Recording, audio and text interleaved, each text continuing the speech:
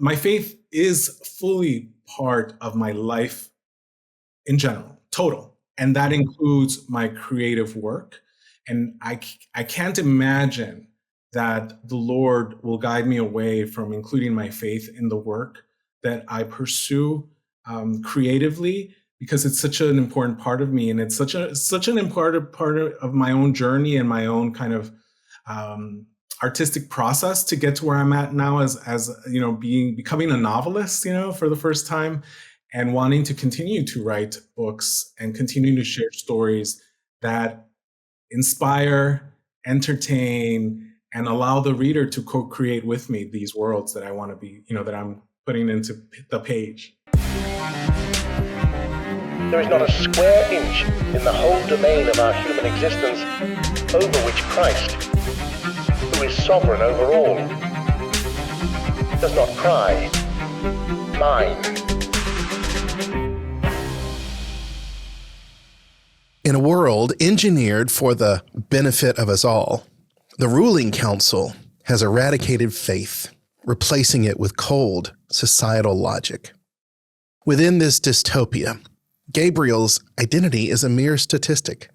His future is not his own. So to meet a state-mandated quota, he is scheduled to be transitioned to female.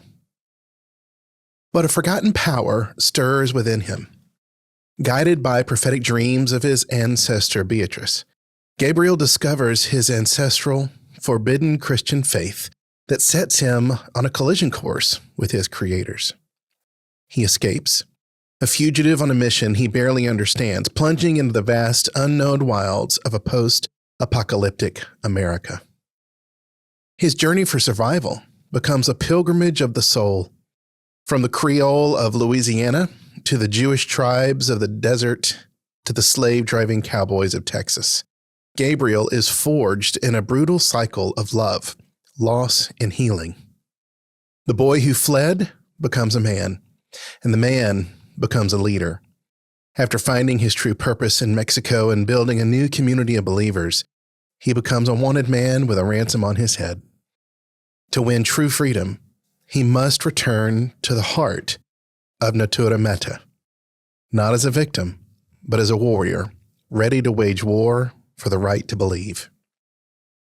This is the story from Escape from Natura Meta, an exciting exploration of faith in the public square, one that has turned a horribly dystopian and a dark place.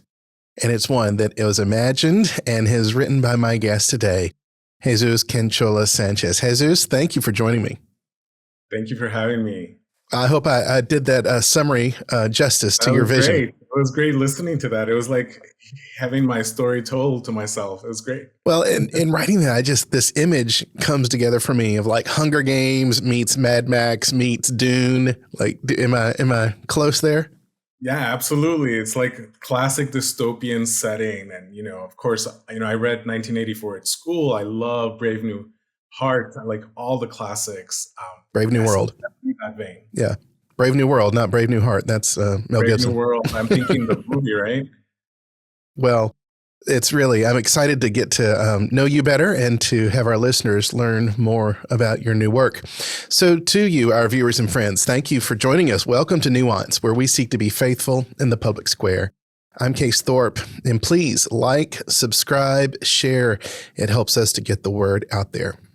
Well, so I am pleased today to have on the show Jesús Canchola Sánchez. He's an award-winning playwright, filmmaker, TV producer, and author. And some of his work you may know from Telemundo or his appearances on NBC's Late Night with Conan O'Brien. In fact, Jesús, I recognize you from Conan O'Brien. Really? Wow, that was a while ago. That's great. That was fun. Those were really fun. He wrote and directed the Mexican feature film Bittersweet Waters. Jesús performed Shakespeare, and he's even the author of the 2021 children's book, Pepito Has a Doll.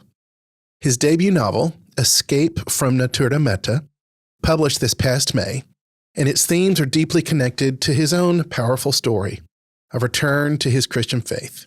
And so today we're diving into all of it. Now, Jesús, I want to tell you, so as a Christian pastor, It thrills me to no end that a large part of my Anglo audience are going to be scrolling through. They're going to see your title here today, and they're going to think, Case is interviewing Jesus? Like, wow, that's quite a guest list. Yeah, it's my name. It's a very common name for many folks in Latin America, but in particular in Mexico, which is where my family's from. It's quite common to give honor to the Lord and use the name. It's a cultural thing. Yeah, that's great. Well, now, speaking of names, Escape from Natura Meta is the title of your book. You said to me just before we started, Natura Meta means what now in Latin? Mother Nature. Mother Nature. Interesting. And yet there's I can imagine in your work, the Mother Nature element to the characters, to society, to the earth for sure. But that's also the name of the colony, right? From which he has escaped. It's the name of the tribe. And I called it Mother Nature because there's a distortion that's happening within the tribe in terms of the leadership. And we think of Mother Nature as being this welcoming kind of place, right? Mother Earth, all this. But they're actually using it in a distorted way to define truth, to define science, to define man as the utmost being. So that's why I thought it was a great juxtaposition between what the council, the government, is actually doing versus the feelings that one gets when you hear something like Mother Nature or Natura Meta. Yeah. Okay, so much good stuff to get there. But first, tell us a little bit about yourself, where you grew up, not only your journey of faith, but even, my goodness, such a talented individual in so many different areas of the arts. Tell us about your background.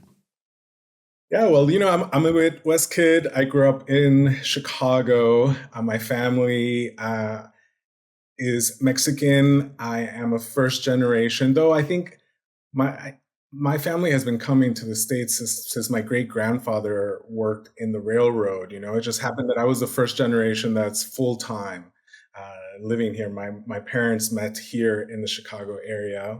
I say here because I'm still based in Chicago right now. Okay. And I grew up here, and I was very much a curious kid, which is how I started writing.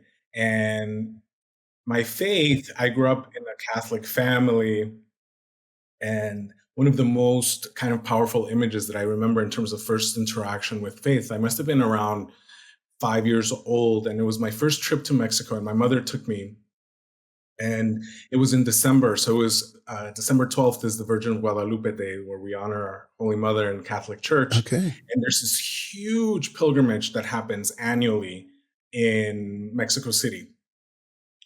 It was the first time that I was exposed to such a public display of faith. The throngs of people, the visuals of not just the people themselves, but the buildings and all the flowers, and then seeing my own mother get on her knees and do the trail on her knees up through the aisles of the church. It was just really powerful. And as a 5-year-old, you're developing, even though I learned about God, my child mind wasn't totally captive, totally understanding, right? But that was like a first kind of just emotional and beyond just logical understanding of faith. Very powerful. That has really stuck with me. And I think that was like a beginning of really having a relationship with the church, with God, and understanding faith in a more emotional way beyond just kind of a logical way. So, I grew up in Chicago, as I mentioned. I went to school in Ohio for undergrad. I began writing there, started exploring kind of playwriting. I moved to New York for grad school, and that's where I began to really professionalize my writing and began to explore my voice. I think if you see my early work to where I'm at now, I was in a very different place. I stopped going to church at around 13, 14. I just rebelled and stopped going.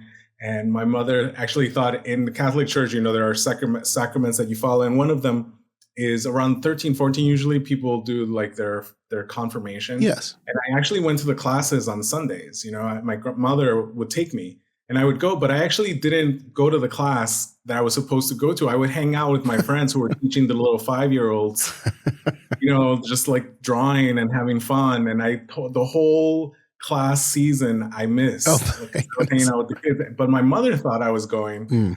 She had, once she found out, which was towards the end, when they told her, well, he can't have Join. his conversation, he never came to class. And she was like, what?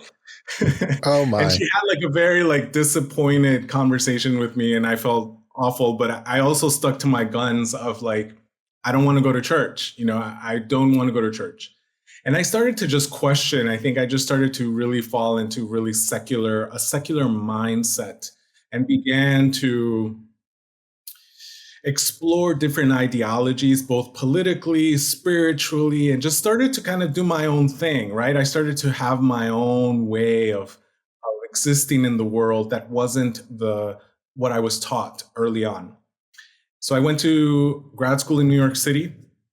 I started doing plays. I started going to, school. I was still, a student, and began to really find my voice and understand kind of my creative voice through the work that I was doing. I was fortunate enough to have some of my plays produced and got to see that. I did some production work and got to understand how things work behind the scenes for television. And then I ended up doing my own movie a few years ago that I shot in Mexico City. You mentioned Pepito Has a Doll, which was maybe 3-4 years ago or so that came out. And that's, for me, is a really transition kind of project, because it really, around 7 years ago or so, when I moved from New York City back home to Chicago to be near my family again, that started a journey for me to also seek a proactive relationship with God again, after as a teenager, 13, 14, not having a relationship with God, yet exploring all these different things, like yoga, Buddhism. I was kind of your typical kind of privileged American kid, Right. just exploring, doing yoga. I actually became like a certified yoga instructor, for example. I would go on like Buddhist retreats. Oh, my. You were really into this. I was really, and then I explored some occult stuff as well, some really like dark things just going on, And then I was also really involved politically with different social issues. And that was kind of what I became to idolize, like all those different identities, all these different kind of things. And then as I grew older and I was no longer a student and a young professional and finding my way in the world and getting like real jobs and figuring out my creative voice as a writer, I decided that I wanted to be back home and I needed to be back home. And for me, that also included returning to the church. Fortunately, throughout all my time where I was doubting, I had my family really supporting me, and in a really gentle way, continuing to talk to me about God and continuing to talk to me about the church, especially my grandmother. She just passed away about a year ago. She was 96 when she passed away. And she in particular was a guiding light for me by continuing to pray, by her example. She was the only person that I would go to church with during this whole time, right before I sought out my own relationship with God. And through her, I began to understand the relevance and importance of having a connection to your creator. And I returned to the church. I began to understand. I finally did my confirmation as a grown-up. You went to class this time. And that also began to develop my voice in terms of what I was interested in. If you see my early projects, they're very secular. They're exploring very different identities, sexuality, very much on a different spectrum, I would say, than something that a person of faith would want to explore. I think for me, Pepito Has a Doll is that beginning of kind of returning to, even though the book itself is more about like kind of just allowing children to play with different types of toys, whether it fits within the gender norm or not.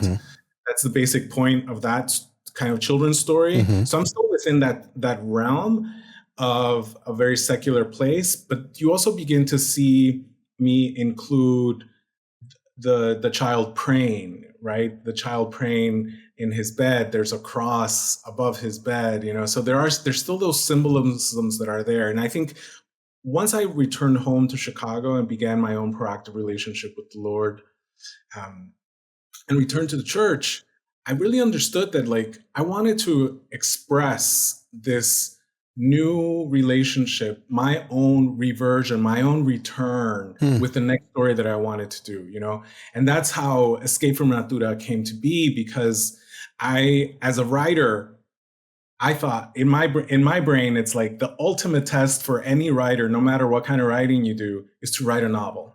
To write like a full-length novel. Right. Well, I'm trying to write a book, not nonfiction, and but I think that's the same idea. Even if you're doing nonfiction, like doing a full-length book, Yeah. Oh, yeah. It's such a challenge, and I was like, I'm ready for it, and I'm going to take it on. And I just was like thinking through like, what story do I want to tell? And I wasn't that interested in doing kind of like full on autobiography. I was interested in my own reversion story and kind of paralleling that. And then I've always been a fan of dystopian stories. And then of course, after what we all lived during COVID, that for me really was a spark in terms of the relationship that the government has with the people. Yeah.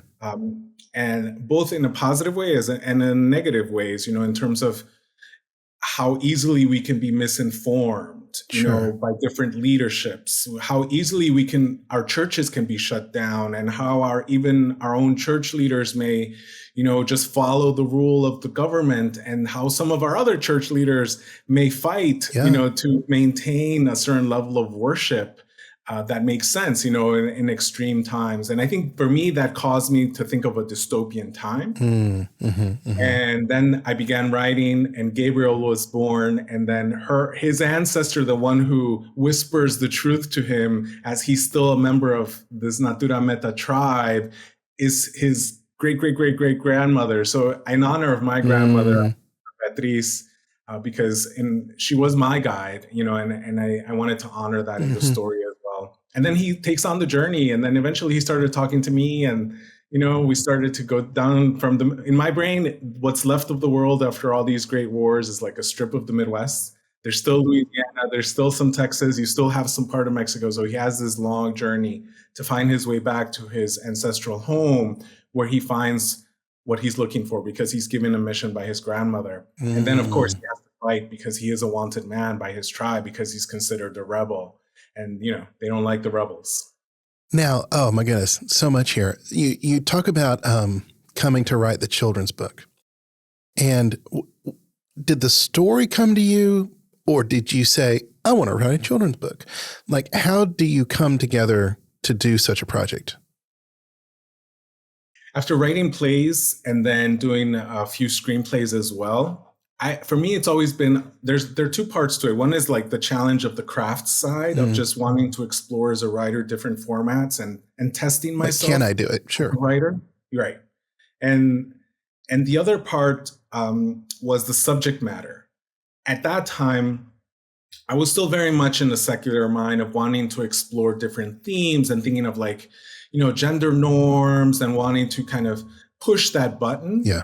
Just because those were areas that I was interested in at that time and had worked in terms with different organizations, different projects, different themes that I had tested in my plays and in the movies that I was a part of.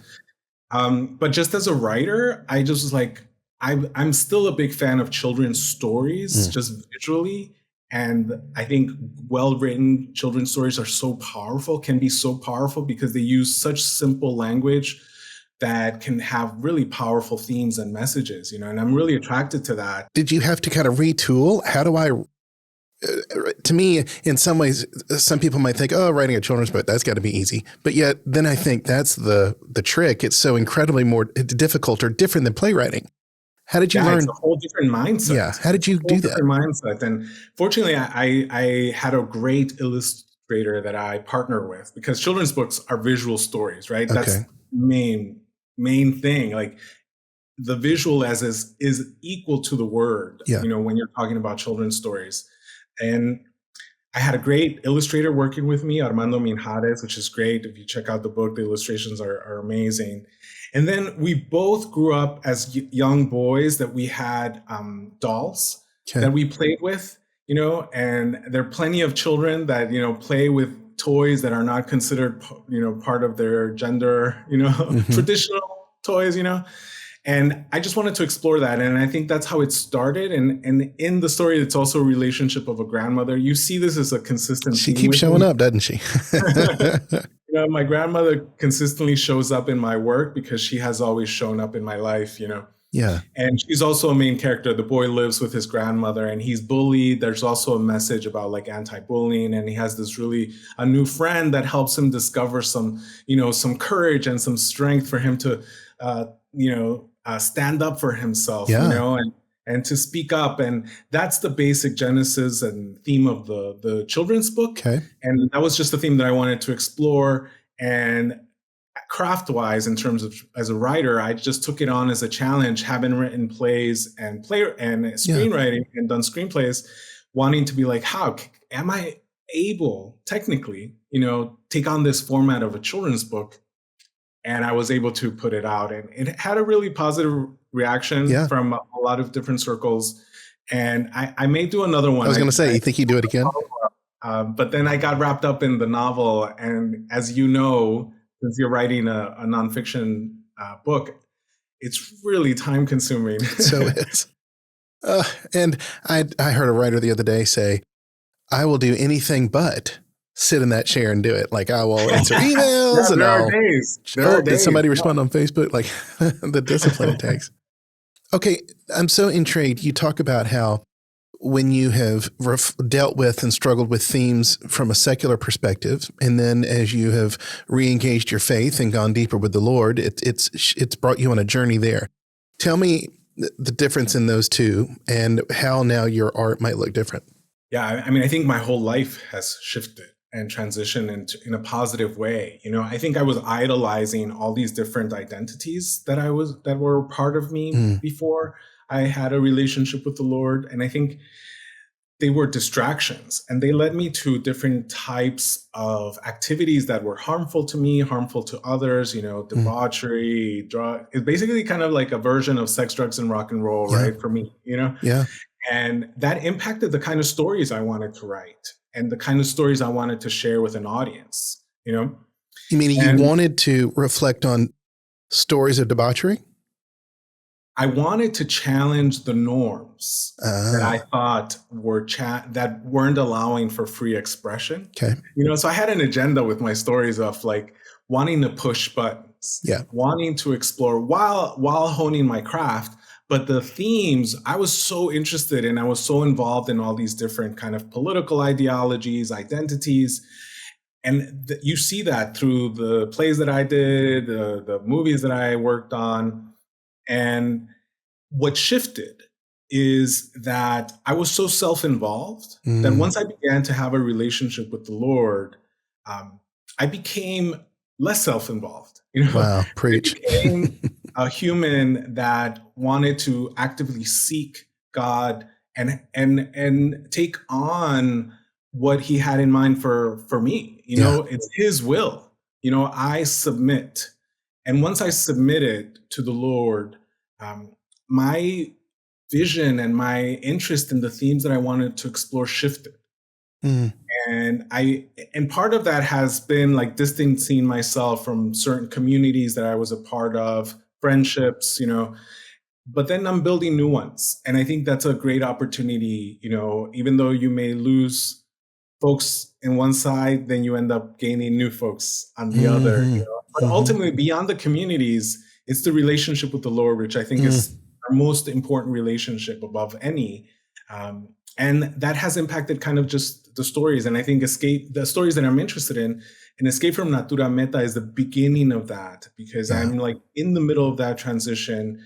I'm fully living it, and I'm reflecting it now in this first story, which I hope now that this is a first part, I started writing the second part. So I'm seeing this as a second part series. A part two. Yeah. Okay. So I'm really looking forward to that. So that's been the transition from having a very specific self-involved secular kind of mindset as a creative person, sharing very specific kinds of stories that had very specific agendas in terms of the kinds of themes that I wanted to push around sexuality, around identities, gender roles, things like that I was really obsessed with. And then transitioning as I began to have an active relationship with the Lord and proactively participating in the church, where I actually am now interested in different themes and understanding faith and understanding our relationship with each other and how we can be manipulated by information, and having these different ideas of love and what does that mean for us as a people. So you see all these things reflected in my current story, my current book, and that's where I'm at right now. So talk to me about your transition from the secular to the church, from one community to the other. How welcomed and accepted have you been felt as you've reengaged your faith? But also, how has that perhaps caused tension with those that you have moved away from? Oh, yeah. A lot of tension. Yeah. I'll begin with my family. My family has been the most supportive from no matter where I'm at. They've always been really a strong part of my life. Huge.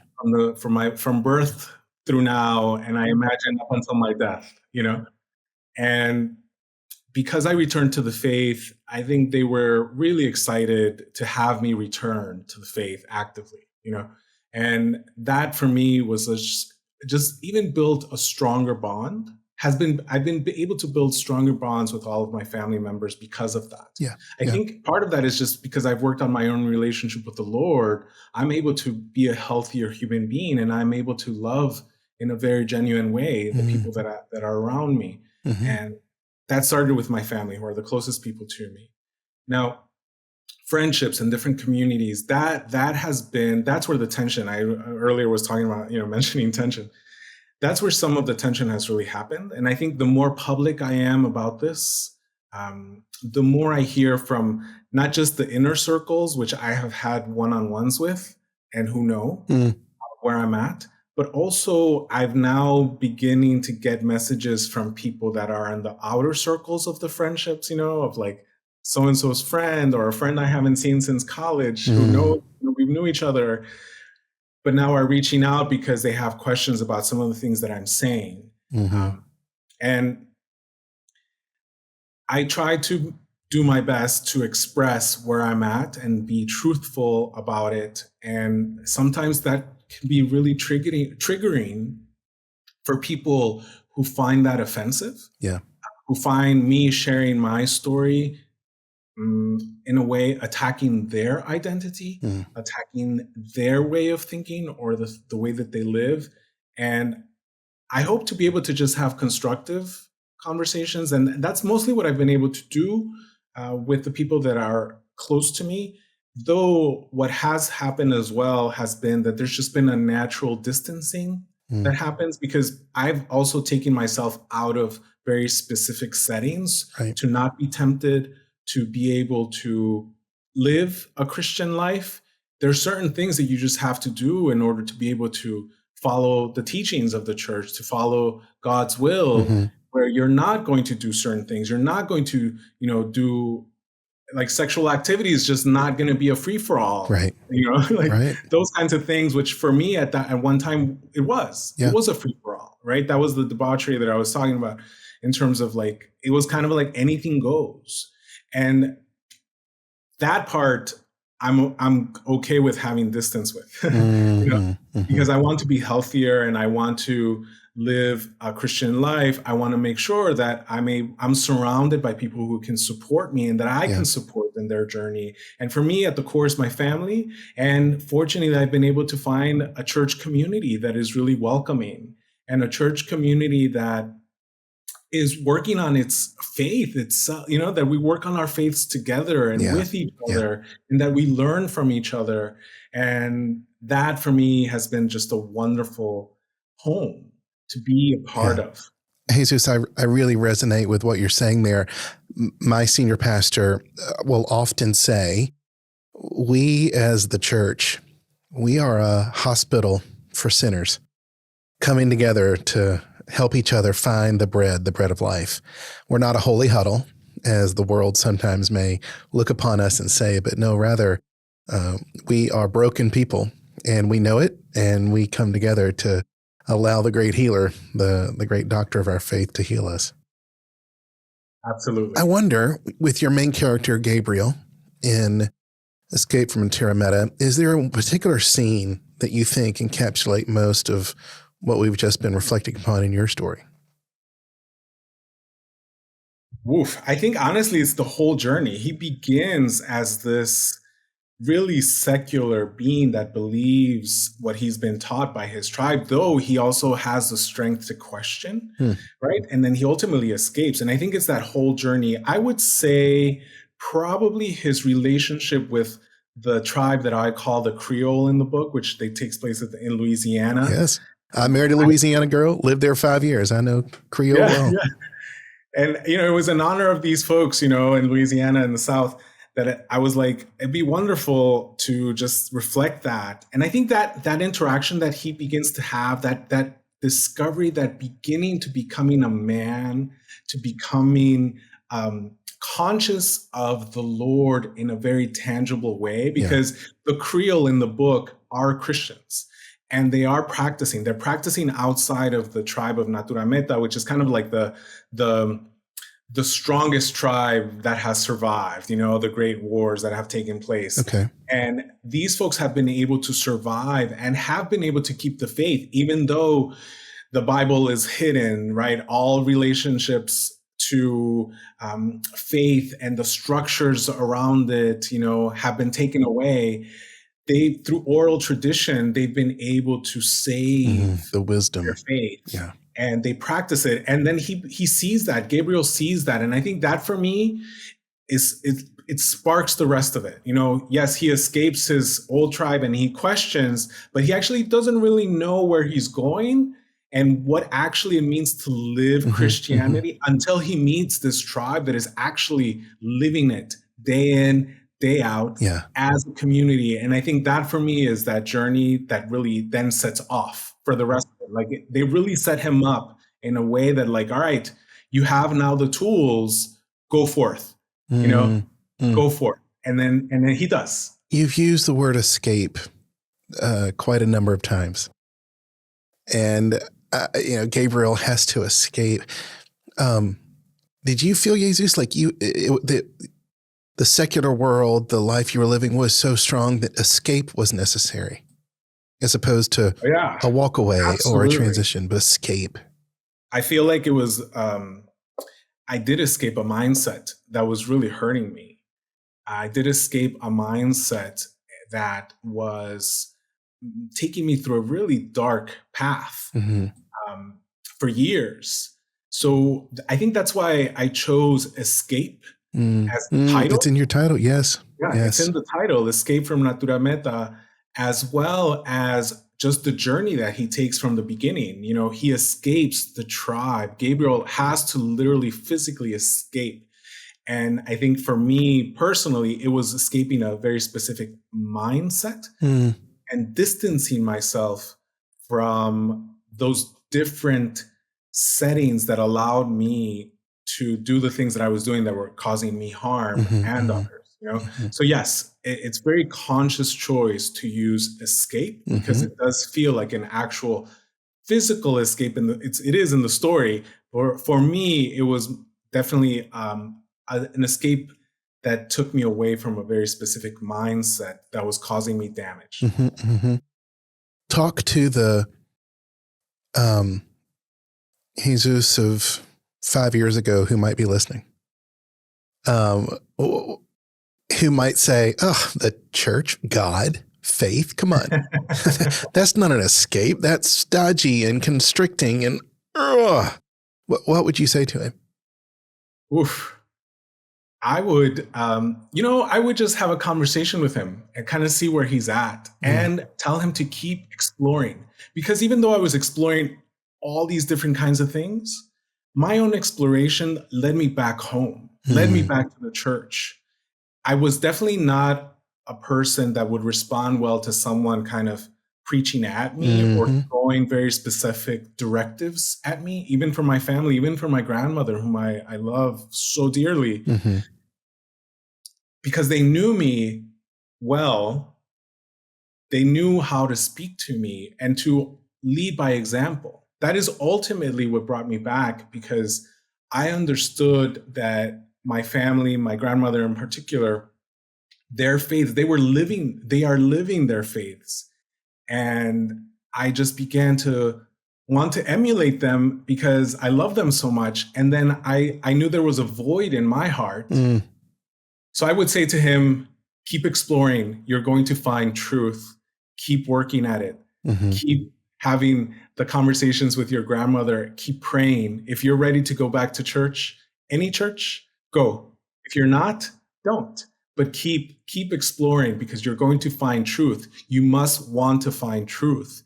And I think at that time, I wanted to find truth. It was taking me to all these different places, many unhealthy places, yet I was on the search. And I think many of us are on the search, and we have to find our home. And thank God I found mine. Okay, so this young man doesn't have such a rich earthly family that you have been blessed to have. Can I guess, did you call your grandmother abuela? I did. Yeah. I have a number of Latino friends, and they have their abuela. One of them I grew quite close to, and I started calling her my abuela, and she was fine with that. He doesn't have such a strong earthly family. So when you're saying calling him home, what does the gospel have to say that is so comforting and is truth? Yeah, because home isn't just about the kind of your physical relationship with like blood family, right? And I think the church is such an important part of that home for me now. And I think you can't do it alone. And I think that's one of the things that I've learned, not just within the examples that are in scripture, but also by tradition. This is something that we have to do together. You know, even though I was exploring on my own, there were a lot of people who were influencing and were kind of sparking questions and sparking these ideas and reading this book and going to this service and, this retreat. And I think that for me, the example of following church teaching that's based on scripture and reading scripture, right? Having a relationship with the word itself, for me has helped. I started reading the Bible maybe 2 years ago. Okay. And I haven't gone, I'm like one of those people who's like going through it in the order that it's in. Ooh, God bless you, brother. You gotten through Leviticus? It's challenging, right? And of course, through going through Mass and I do get the whole kind of snippet of the different seasons of the church, and the different scriptures that are attached to those seasons.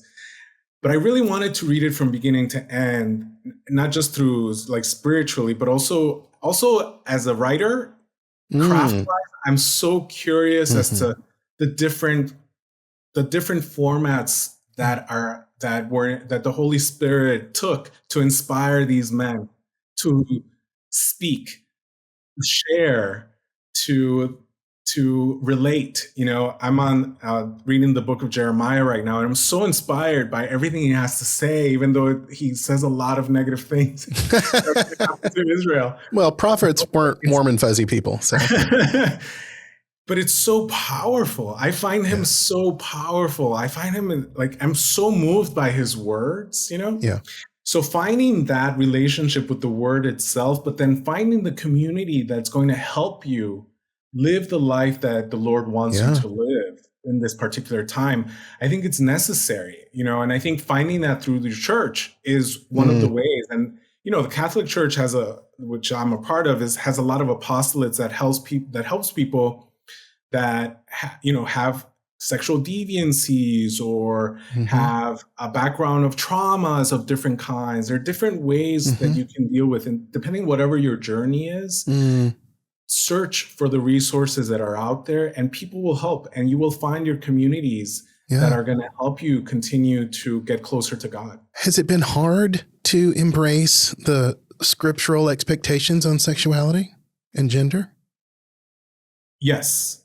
And, having come from a very secular place and understanding of anything goes, it's more of your body, your brain gets used to, it's an addiction. Honestly, I've taken it as an addiction.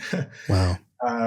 because I have a very particular relationship to sexuality and my history.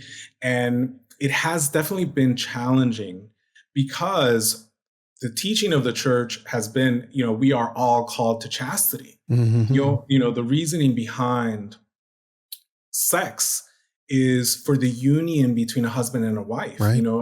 Being open to procreation, to life, Yeah. to be able to give life and to have that union between husband and wife, And when you, from a very young age, were instilled by peers, by your own thinking, by society, we live in a very secular culture, not just in the United States, but I would say across the Western hemisphere, across the Western, societies, that you can do as you please sexually, and it's okay. It's healthy. Just, use protection, use birth control, like express yourself.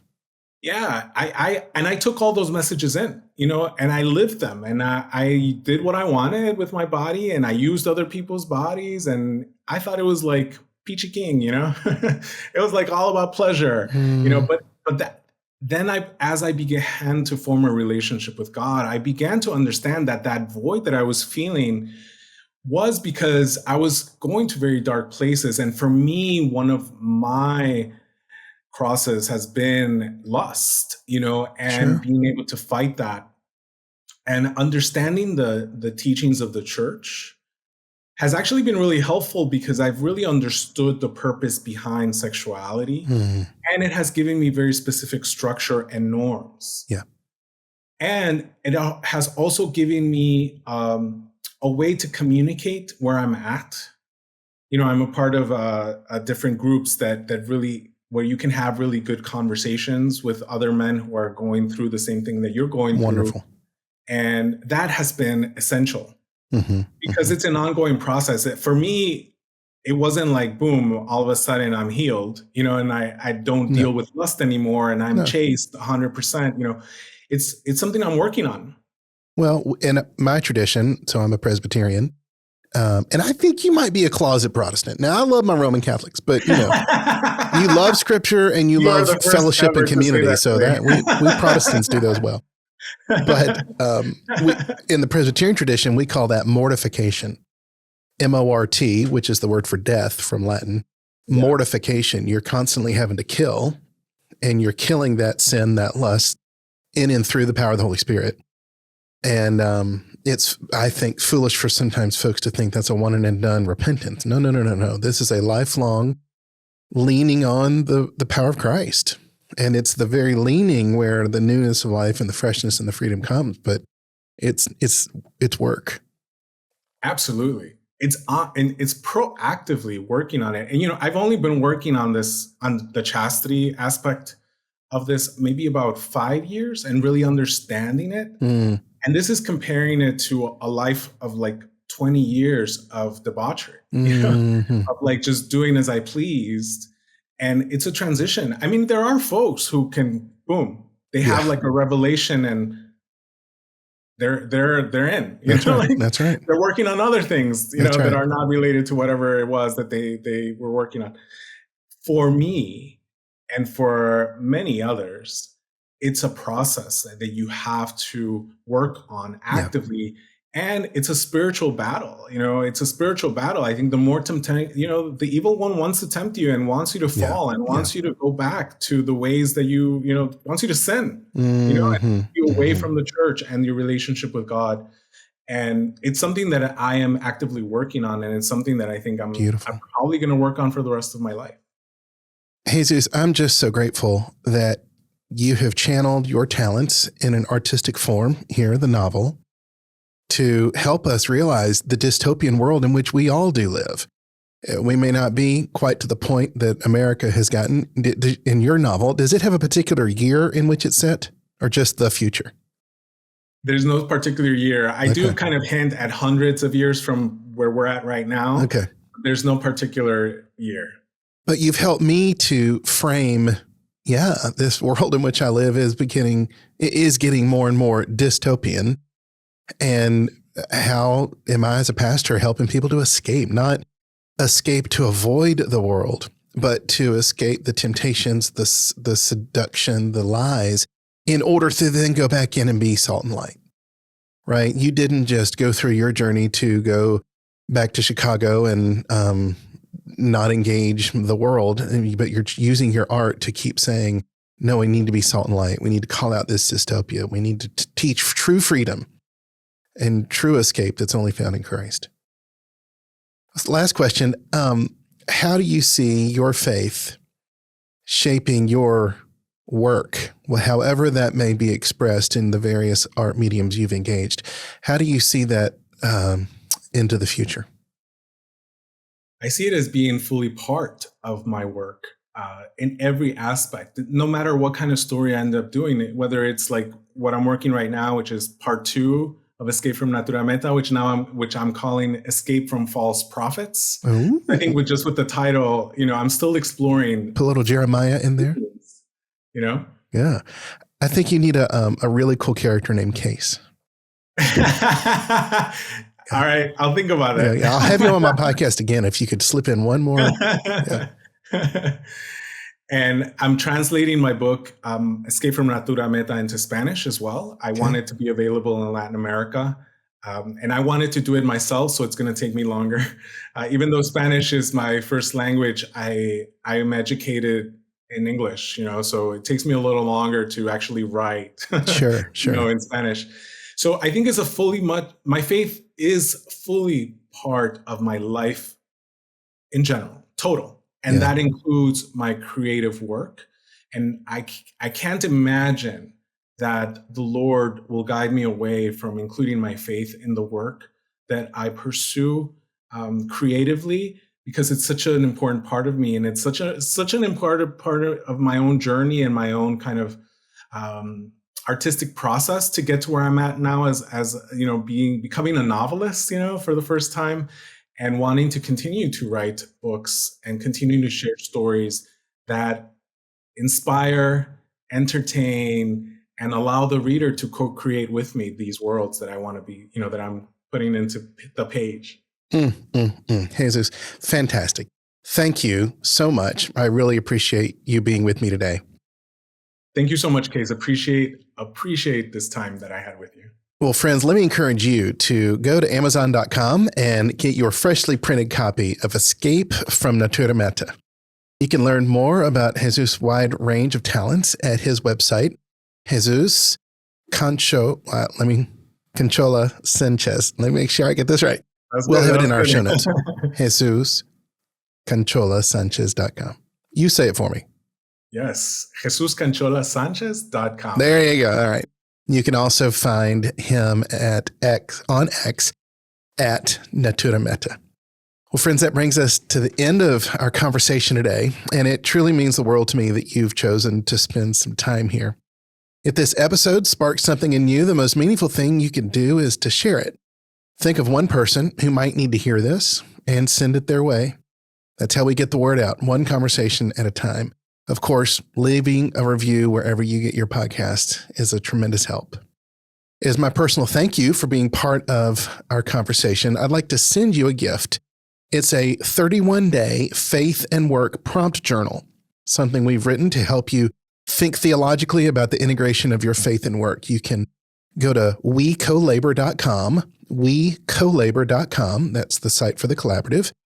Drop in your email and I'll be glad to send this to your mailbox completely free. While you're there, you can find out all sorts of our other content and connect with us on social media. To stay connected throughout the week, don't forget our Formed for Faithfulness podcast. It's our weekly 10-minute devotional that drops every Monday, designed for the working Christian that follows the beautiful rhythm of life in the liturgical calendar. Grateful today for the support of our sponsor, the V3 Family Foundation. I'm Case Thorpe. God's blessings on you.